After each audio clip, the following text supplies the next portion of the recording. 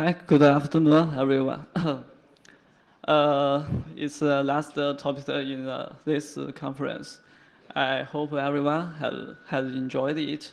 In 3 weeks ago, my friends asked me how to perform NTLM refreshing attack. So today we are here. Okay, let's get started. We have many discoveries to share with you. Sorry. First of all, let me introduce our team. My name is Yongtao Wang.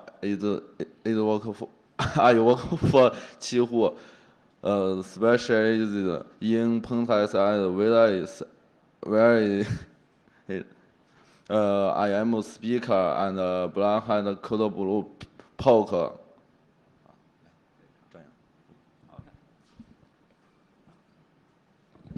Yongtao Wang is our team member. He works for Qihoo. My name is Zhang, as known as Easy. I'm from China, from Back to Zero study team. I am an independent security researcher. Uh, I worked for Alibaba, but now maybe more work for the world. I like the process of hacking, especially like RCE. Okay, TLDR.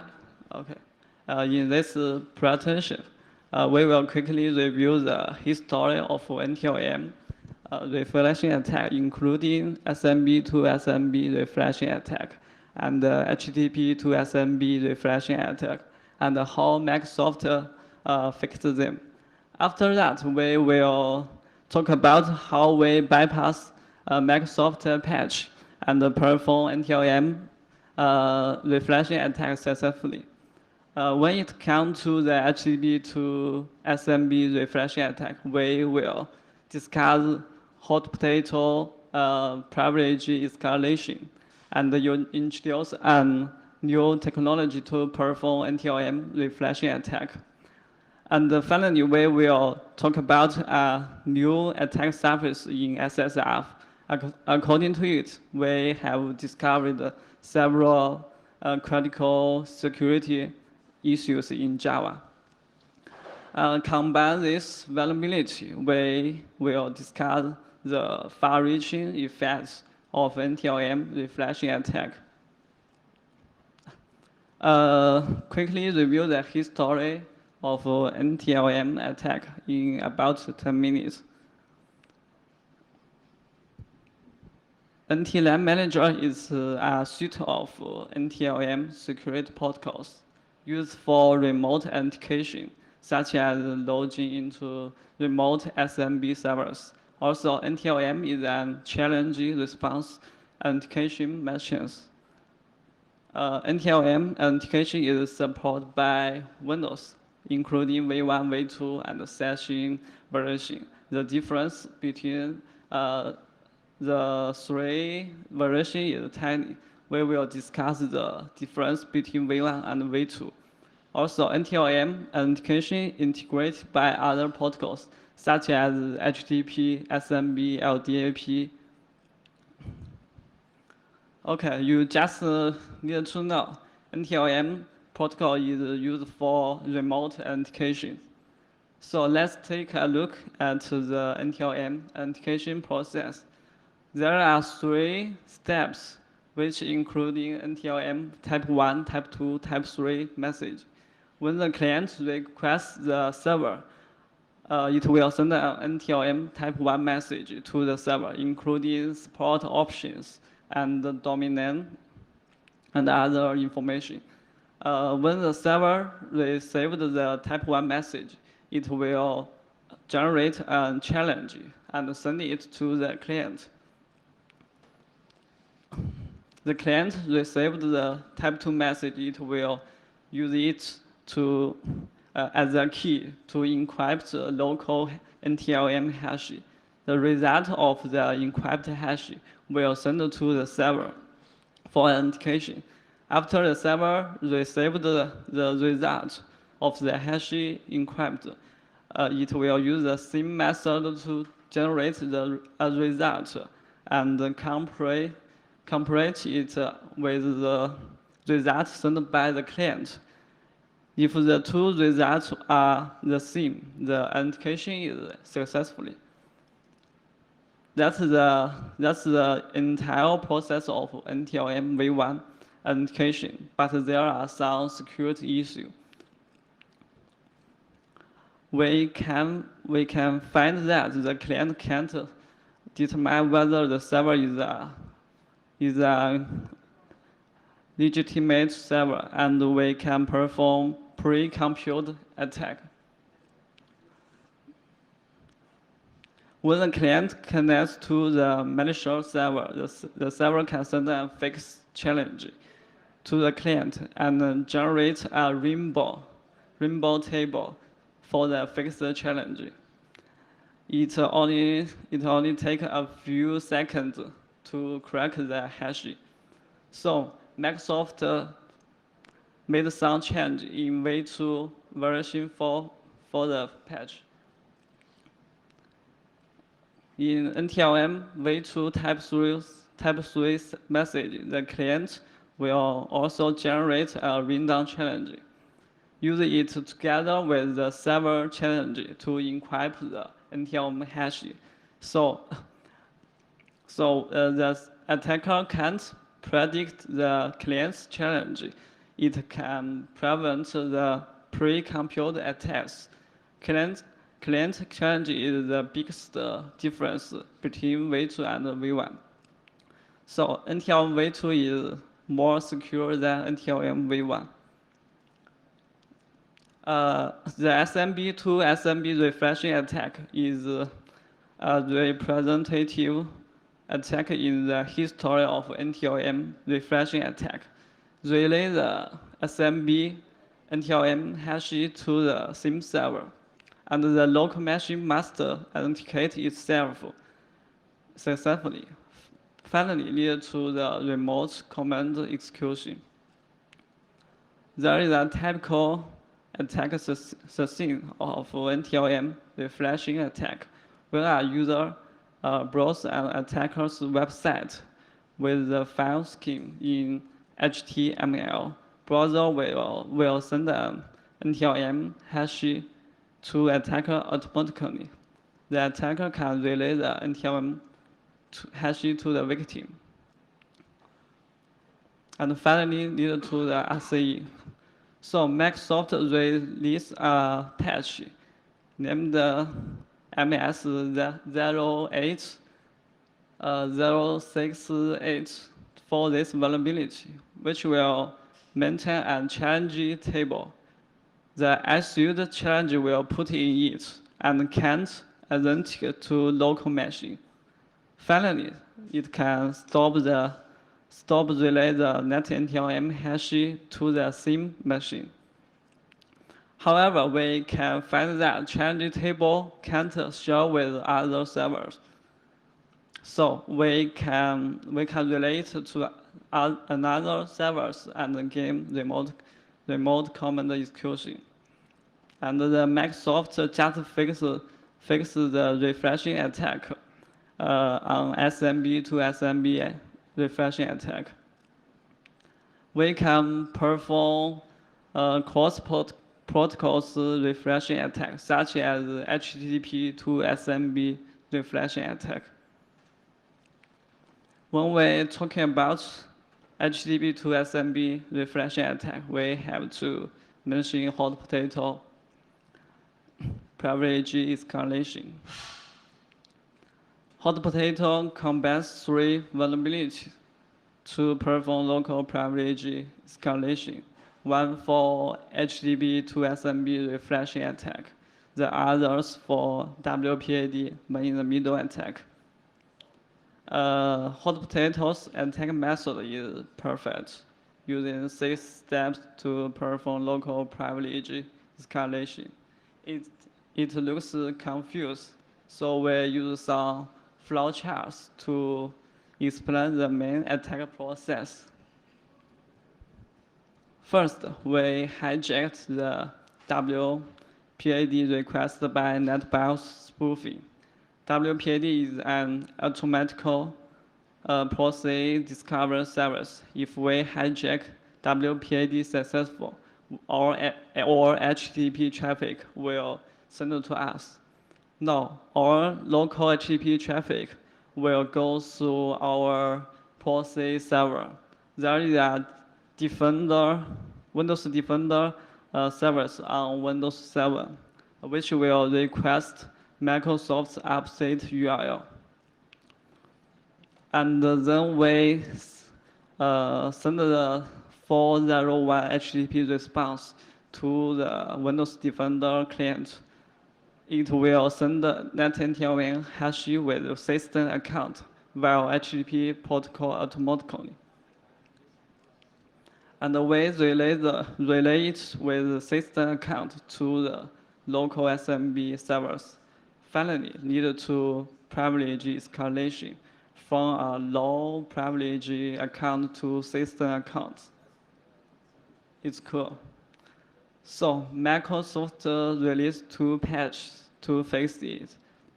MS60075 is for the HTTP to SMB reflection attack, and the MS60077 is for the WPAD in the middle attacks.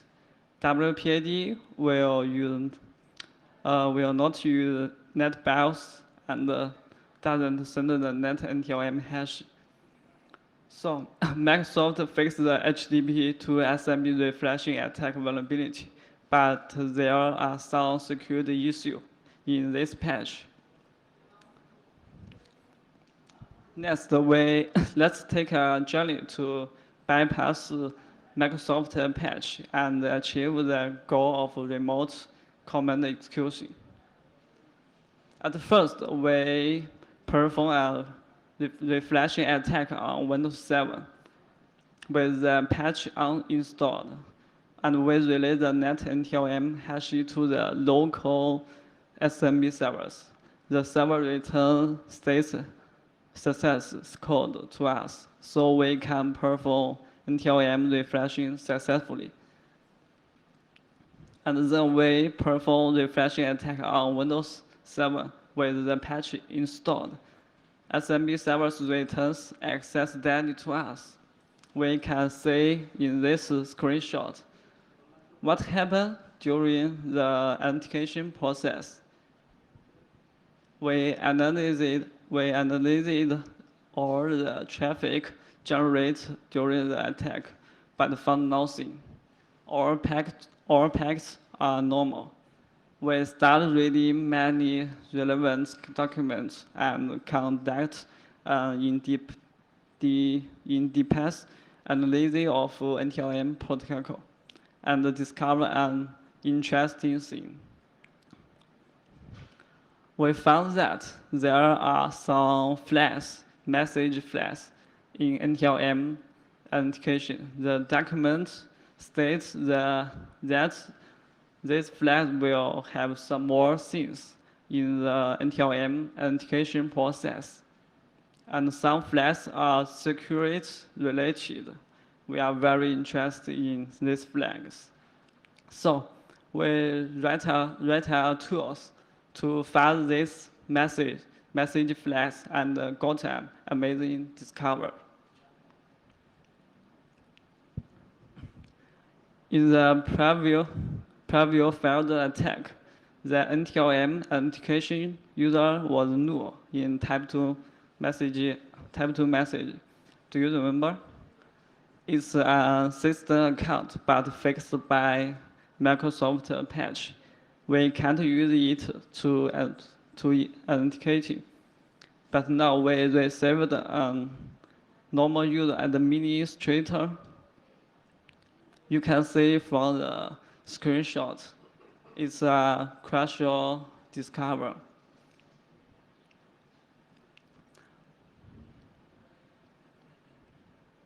We compared the traffic and found that the negotiate local core flag modified in the type 2 message. What is the negotiate local core flag used for? The server reminds the user by setting this flag. The client and the server are on the same machine. Does the flag affect the Microsoft patch? So we take the question and conduct an attack test. Let's watch a video clip. At first, we will run tools named M packet. It uses for relay the NTML hash to target the SMB servers. And then we start Metasploit and listen on port 444. Finally, we send an HTTP request from Windows to the M packet. When the M packet receives the HTTP request, it will send the 401 HTTP response to the Windows, and the Windows will send the NTLM hash to M packet automatically. And the M packet receives the NTLM hash, it will relay to Windows SMB servers.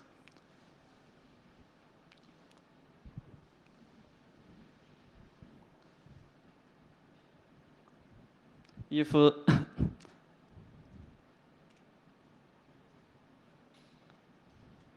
if the NTLM refreshing attack is successfully, we will game a shell on Windows.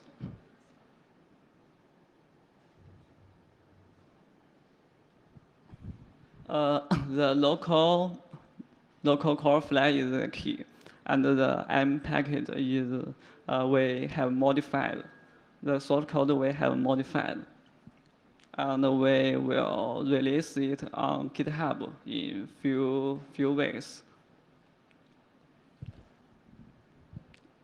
When we successfully perform the HTTP to SMB refreshing attack, we have to talk about hot potato. Let's take a look at the patch of hot potato. First, it fixes the HTTP to SMB refreshing attack, which has been bypassed by us. The second is the Windows Defender Update client will send a hash that can be used for authenticating. The Microsoft released 2 patches for this vulnerability. So Microsoft has fixed the NTLM authentication for system account credential. After repeated test, we found a new attack vector. The URL points to Microsoft help document. When the Windows Defender is abnormal, it will send an HTTP request to Microsoft document website.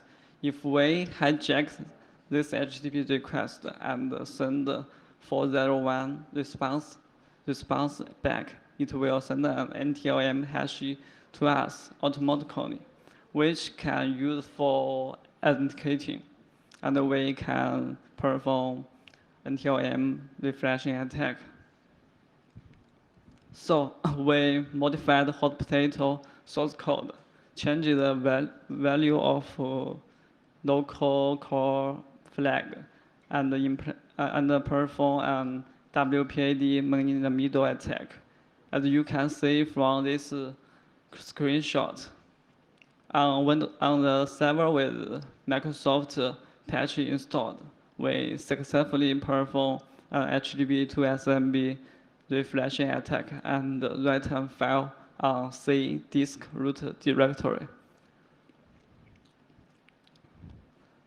So we can be sure that the patch fix is incompletely. In addition, I think we can find more attack vector, like Windows document request. However, the in the patch of hot potato, there is another patch, MS16077. It fixes the hijacking WPAD by NetBIOS spoof. Therefore, on the server with patch installed, we can perform WPAD man in the middle attack. So WPAD man in the middle attack is dead. But is that over? There are two named man in the middle things.